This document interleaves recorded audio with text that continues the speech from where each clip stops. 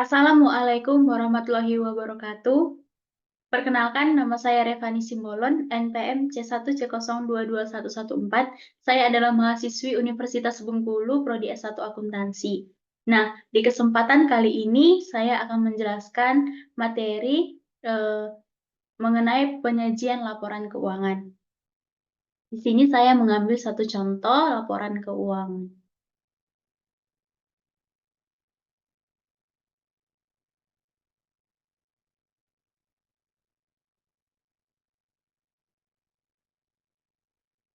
Nah, teman-teman bisa lihat di sini sudah tertera satu contoh laporan keuangan PT Industri Jamu dan Farmasi Sido Muncul Tbk dan entitas anaknya atau and its subsidiaries. Sebelumnya kita harus tahu bahwa ini adalah laporan keuangan tahunan. Yang dimaksud dengan laporan keuangan tahunan adalah laporan keuangan yang berakhir di akhir tahun, yaitu tanggal 31 Desember. Nah, di sini bisa kita lihat, saya mengambil contoh pada tanggal 31 Desember 2021. Nah, teman-teman bisa lihat PT Industri Jamu dan Farmasi Sido Muncul Tbk. Nah, di sini ada kata Tbk. Apa sih yang dimaksud dengan Tbk di sini? Jadi, Tbk di sini sebagai singkatan dari terbuka menjadi satu tanda bahwa perusahaan yang dimaksud merupakan perusahaan terbuka dan menerima modal dari siapapun sebanyak-banyaknya. Ketika sebuah perusahaan sudah menyandang status sebagai perusahaan terbuka, maka pihak perusahaan harus melapor secara rutin kepada Bursa Efek Indonesia. Nah, selanjutnya ada entitas anaknya. Apa yang dimaksud dengan entitas anaknya di sini?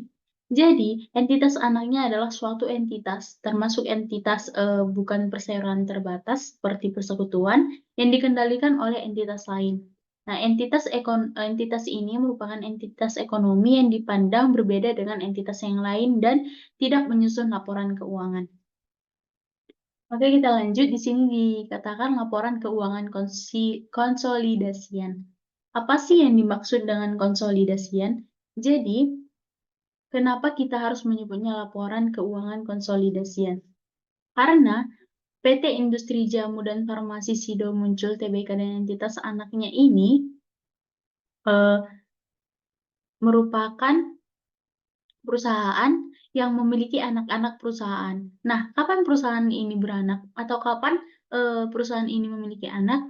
Perusahaan ini memiliki anak ketika dia menguasai lebih dari 50% saham di perusahaan lain. Sebelum perusahaan menjadi anak, maka perusahaan tersebut menyusun laporan keuangan sendiri. Nah, setelah menjadi anak perusahaan, maka laporan keuangan digabung melalui proses konsolidasian. Nah, siapa sih yang melakukan proses konsolidasian itu? Jadi, yang melakukan proses konsolidasian itu adalah induk dari perusahaan. Itulah sebabnya laporan keuangan disebut sebagai laporan keuangan konsolidasian.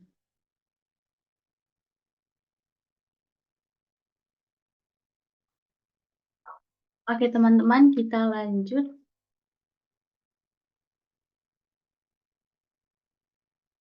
Nah, ini merupakan daftar isi dari PT Industri Jamu dan Farmasi Sido Muncul Tbk dan entitas anaknya.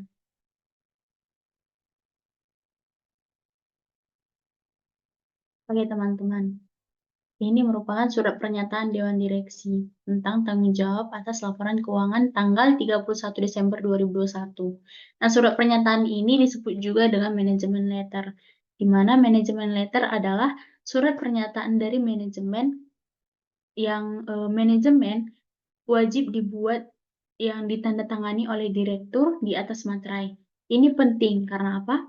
Karena laporan keuangan adalah tanggung jawab dari manajemen itu sendiri yang dipimpin oleh direktur.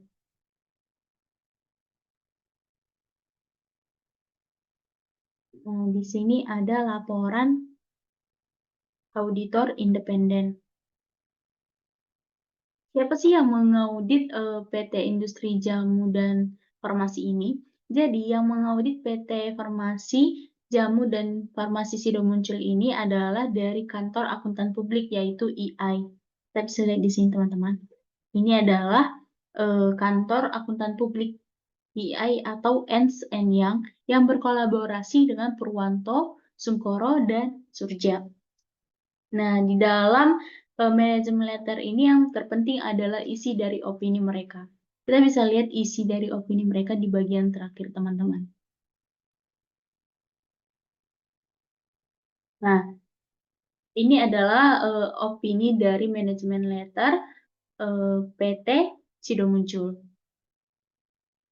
Menurut opini kami, laporan keuangan konsolidasian terlampir menyajikan secara wajar dalam semua hal yang material, posisi keuangan konsolidasian PT Industri Jamu dan Farmasi Sido Muncul Tbk dan entitas anaknya tanggal 31 Desember 2021, serta kinerja keuangan dan arus kas konsolidasiannya untuk tahun yang berakhir pada tanggal tersebut, sesuai dengan standar akuntansi keuangan di Indonesia. Jadi ini adalah opini dari manajemen letter, teman-teman. Nah, kalau surat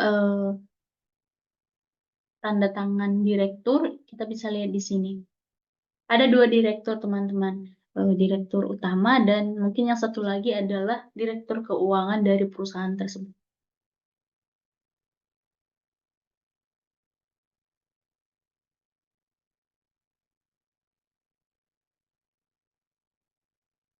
Oke, kita lanjut, teman-teman, ke dalam laporan posisi keuangan.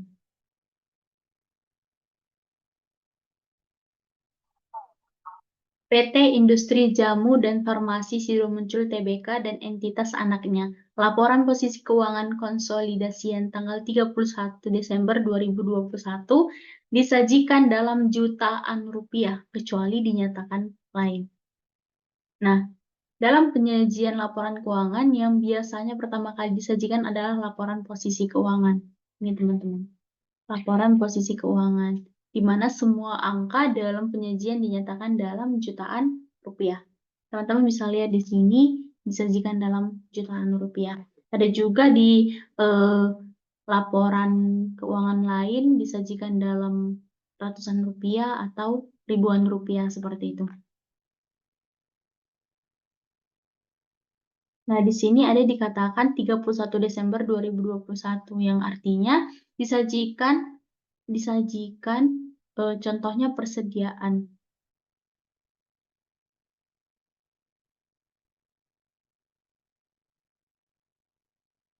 Oke, teman-teman, di dalam laporan posisi keuangan ini disajikan aset terbagi atas 2, aset lancar dan aset tidak lancar. Nah, aset lancar itu yang pertama sekali disajikan adalah kas dan setara kas.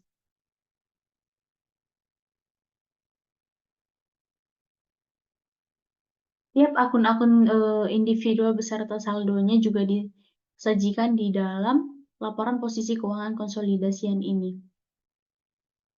Nah, di sini ada perbandingan, teman-teman, antara saldo 2020 atau tahun sebelumnya dengan tahun ini. Kenapa dilakukan perbandingan? Itu supaya terbukti bahwa laporan keuangan ini memberikan informasi tentang laporan posisi keuangan.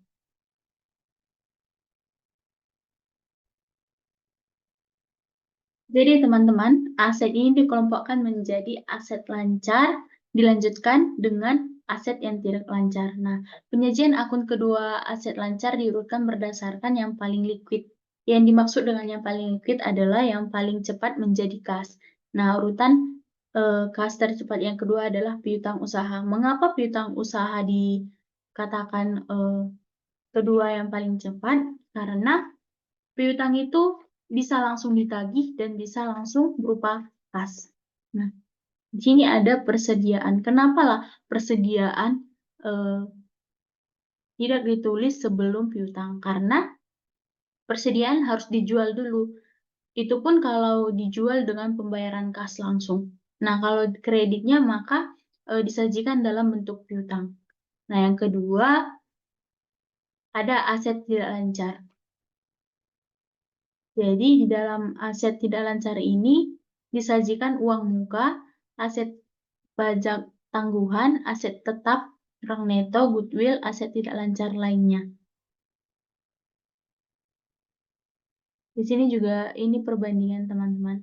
Dari 2020 total aset tidak lancar adalah 1.797 miliar 435 juta.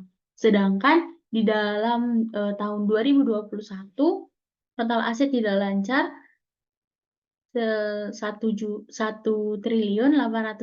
miliar 263 juta. Ini yang dinamakan perlu perbandingan antara 2020 dengan 2021 atau tahun ini. Jadi total asetnya adalah 3.849 miliar 516 juta menjadi 4.068 miliar 970 juta. Selanjutnya, PT Industri Jamu dan Farmasi Sido Muncul Tbk dan entitas anaknya. Laporan posisi keuangan konsolidasian lanjutan.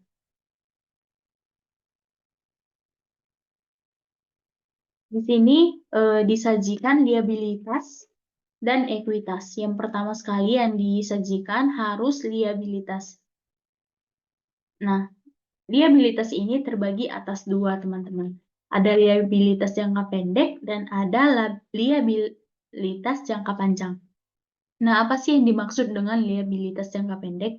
Jadi, liabilitas jangka pendek adalah kewajiban harus dilunasi oleh sebuah perusahaan dalam waktu 1 tahun atau kurang dari 1 tahun, ataupun satu siklus operasi normal perusahaan, mana yang lebih panjang, maka itu yang dipilih.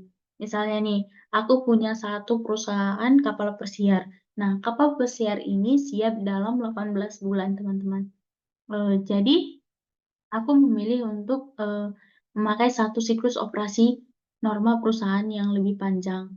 Maka aku memilih itu daripada untuk mengambil 1 tahun dalam kalender, karena 1 tahun dalam kalender itu sama dengan 12 bulan.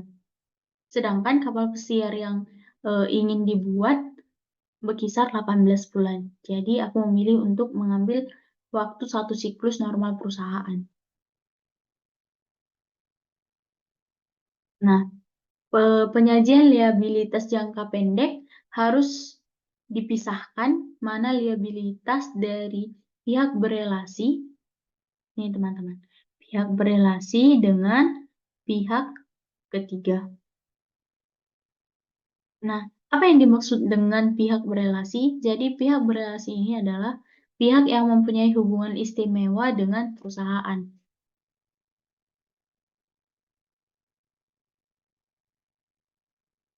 Nah, di sini juga ada utang ya teman-teman. Utang kepada pihak berelasi harus dipisahkan dengan utang pihak ketiga.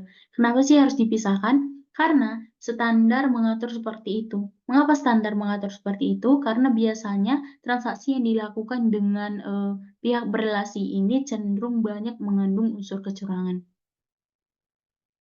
Nah, di sini ada beban akrual. Beban akrual ini sering juga disebut dengan utang akrual, seperti utang gaji ataupun utang bunga, seperti itu. Kita lanjut ke dalam liabilitas jangka panjang.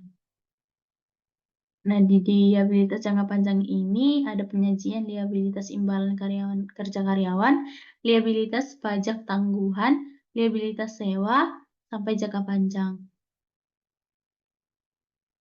Nah, total liabilitas jangka panjang adalah 54.415 juta. Jadi jumlah keseluruhan ini liabilitas, baik liabilitas jangka pendek maupun liabilitas jangka panjang adalah 597.785 juta. Sedangkan di dalam 2020 627.776 juta. Oke, kita masuk ke dalam ekuitas. Ekuitas ini terbagi atas dua, teman-teman, yaitu modal saham dan saldo laba. Ini modal saham dan ini saldo laba. Nah, ini merupakan total ekuitas dari 2020 dan 2021. Kita bisa lihat bahwa total dari 2021 ke 2020 ke 2021 meningkat. Di 2020 sebesar 3.849.516 juta, sedangkan di dalam 2021 4.068.970. Jadi total liabilitas dan ekuitas dari 2020 dan 2021 meningkat sekitar 200 miliaran.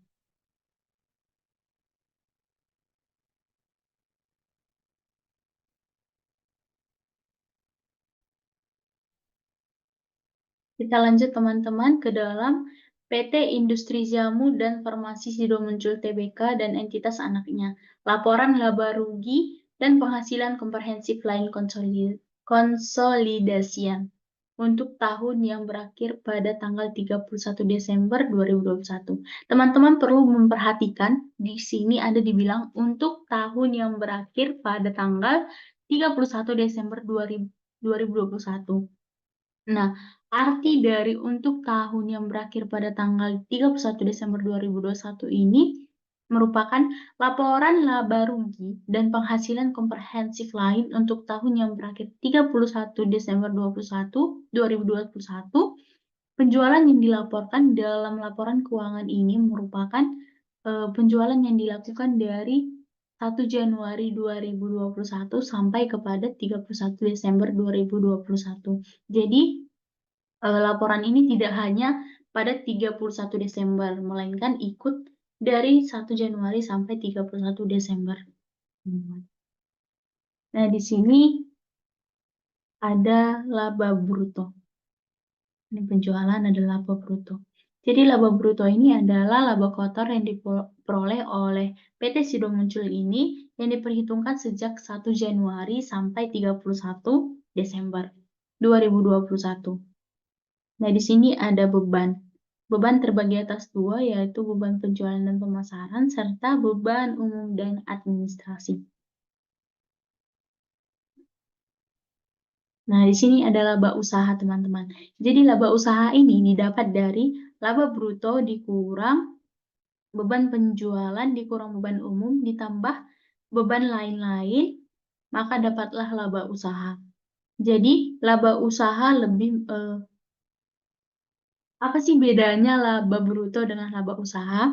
Jadi, laba usaha lebih mengarah pada kinerja perusahaan dalam usaha yang dijalankan oleh perusahaan tersebut. Sedangkan laba bruto merupakan penjualan bersih dikurang harga pokok penjualan atau HPP.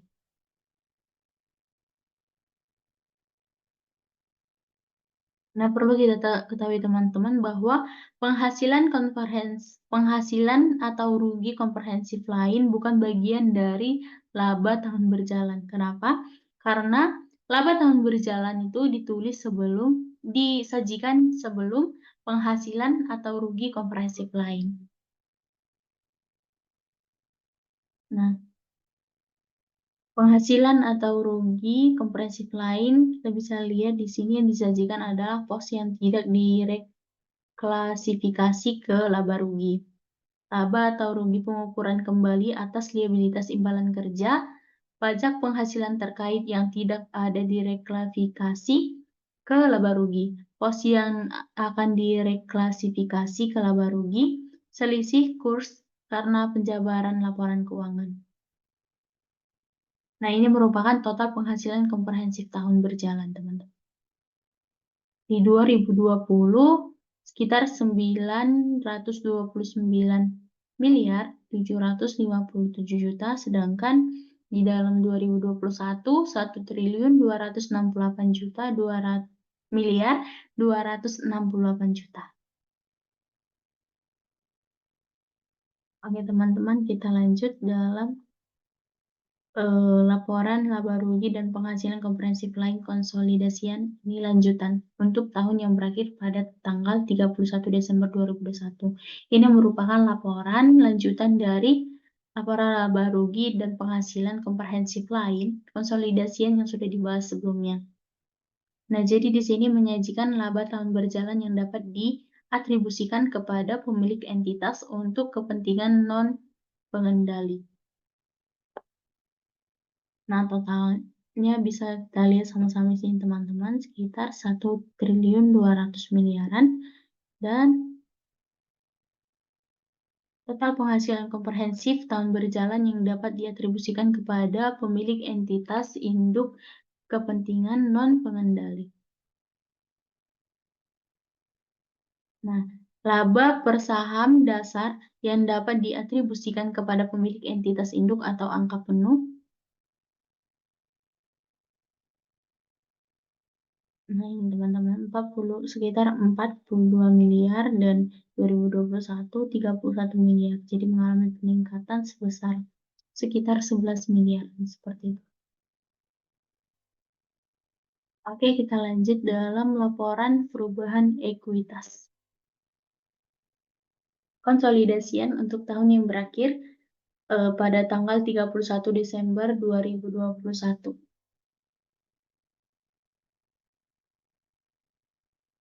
Di sini masih sama ya teman-teman, untuk tahun yang berakhir pada tanggal 31 Desember 2021. Nah, di sini ada saldo per 1 Januari 2020. Ada dividen kas, penjualan saham treasury, laba tahun berjalan, rugi komprehensif lainnya, dan di akhir ada saldo per 31 Desember 2020. Nah, di bawahnya disajikan dividen kas, penjualan kas treasury, pembagian saham bonus, laba tahun berjalan, dan penghasilan komprehensif lainnya. Nah, ini merupakan saldo per 31 Desember 2021. Nah, ada perbandingan antara 2020 dengan 2021. Teman-teman bisa lihat total saldo dari 2020 ke 2021. Ini kebetulan total saldo di dalam perubahan ekuitas ini sama ya teman-teman, dari 2020 dan 2021 sebesar 1.500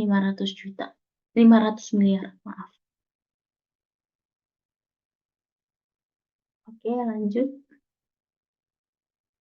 Ini yang terakhir ya teman-teman, tentang laporan arus kas konsolidasian untuk tahun yang berakhir pada tanggal 31 Desember 2021. Di sini ada arus kas. Di dalam dalam laporan arus kas ini ada 3 aktivitas, yaitu aktivitas operasi, aktivitas investasi, dan aktivitas pendanaan. Yang pertama itu ada arus kas dari aktivitas operasi. Jadi dalam aktivitas operasi ini ada disajikan penerimaan dari pelanggan, pembayaran ke pemasok, pembayaran ke karyawan, pembayaran pajak penghasilan, pembayaran beban operasional lainnya, penerimaan penghasilan keuangan, dan pembayaran biaya keuangan. Jadi, kas neto diperoleh dari aktivitas operasi sebesar 1.199 miliar. Nah, kita lihat bahwa dari 2020 ke 2021 itu meningkat teman-teman. Dari kas neto diperoleh dari aktivitas operasi tersebut. Nah, yang kedua, arus kas dari aktivitas investasi, di mana arus kas dari aktivitas investasi ini menyajikan perolehan aset tetap, perolehan aset tidak lancar lainnya, penambahan uang muka, pembelian aset tetap, hasil penjualan aset tetap. Jadi diperoleh kasnya itu digunakan untuk aktivitas investasi sebesar 124.305.000.000. Ini juga meningkat teman-teman daripada 2020. Teman-teman bisa lihat total dari saldo terakhir di sini. Nah, yang ketiga itu adalah arus kas dari aktivitas pendanaan. Jadi di aktivitas pendanaan ini disajikan pembayaran dividen kas, pembayaran utang sewa pembiayaan, pembayaran pajak atas pembagian saham bonus, penerimaan hasil penjualan saham treasury. Nah, kas neto digunakan untuk aktivitas pendanaan sebesar 1.025.193.000.000. Sedangkan di dalam 2020, 774.907.000.000. Nah, ini perubahan neto kas dan setara kas ya teman-teman dari 2020. Ini 165.728.000.000, sedangkan di 2021 turun drastis menjadi 49.819.000.000. Jadi di sini disajikan penurunan neto kas dan setara kas. Jadi ada dampak perubahan selisih kurs terhadap kas dan setara kas hanya karena penurunan neto kas dan setara kas tersebut. Nah, di sini ada kas dan setara kas awal tahun. Teman-teman bisa lihat. Nah, kas dan setara kas akhir tahun di sini udah meningkat teman-teman dari 1.031.954 ke 1.082.219.000.000. Ini dari 2020 ke 2021 ya teman-teman. Oke, itu materi yang bisa aku sampaikan.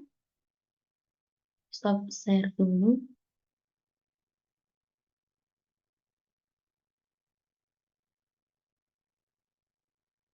Oke teman-teman, sekian video yang dapat aku sampaikan mengenai sedikit materi penyajian laporan keuangan. Jika ada kesalahan, mohon maaf. Saya tutup. Wassalamualaikum warahmatullahi wabarakatuh. Terima kasih.